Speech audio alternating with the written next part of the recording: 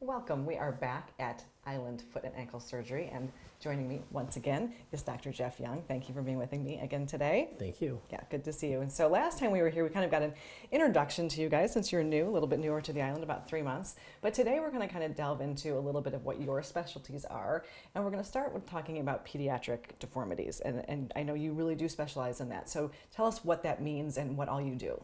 Well, in regards to pediatrics, and I get a lot of referrals from pediatricians, and it's not just infants, but it can actually go all the way up to pre-adolescents or, some of these teenagers that we see.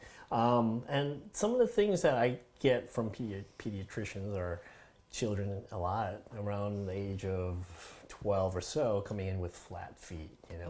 So children with flat feet, they'll complain about how uncomfortable they are, because kids don't really complain, but if they do, it usually means something. So right. Usually when they're complaining, they'll say, hey, my foot and ankle's sore, or it's really painful when I run, or it's hard for me to usually catch up and keep up with other kids because I'm not running or walking efficiently. Right. So a lot of things that we do see at that age is we do treat flat feet, children with flat feet, children with deformities. I don't like to use the word deformity because I don't want to stigmatize children. Right. But there are things that we do treat: children with club feet, children with high arch feet, children with low arch feet.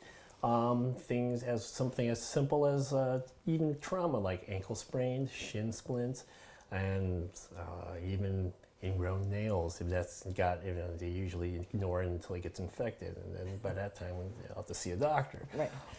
But that's what we see a lot of things involving kids. Yeah, very interesting.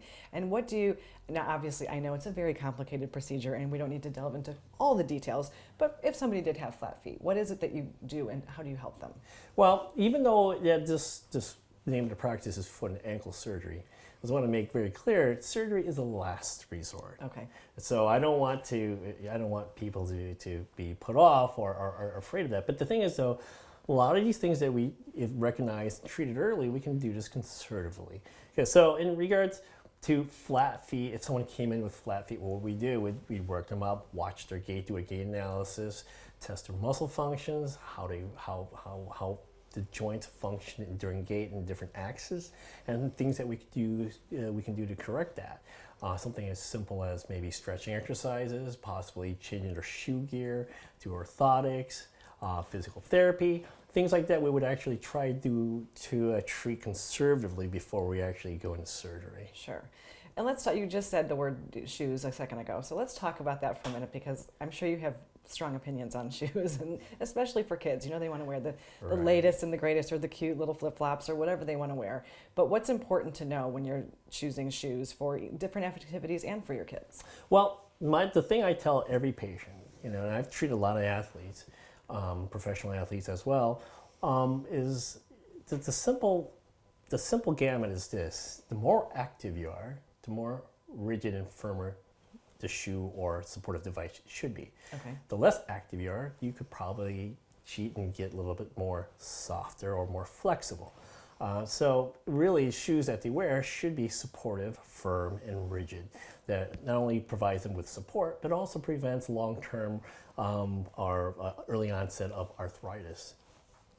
Okay, so really, your shoes from when you're small, all through your life, may change things and may lead to arthritis, because some of us like to wear heels and things like that. Oh yeah. So Well, I can still do that. I know that's a totally different animal. Different avenue. Yeah. But yeah, I totally get it.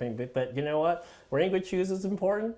But I do understand the need to looking good too. Okay, so that's. So they're allowed sometimes. Yeah. Okay. As long as they know what happens if they don't wear it. That's all. Okay. So, and I know last time we talked to you, you mentioned that you've done some mission trips. Tell us a little bit about that.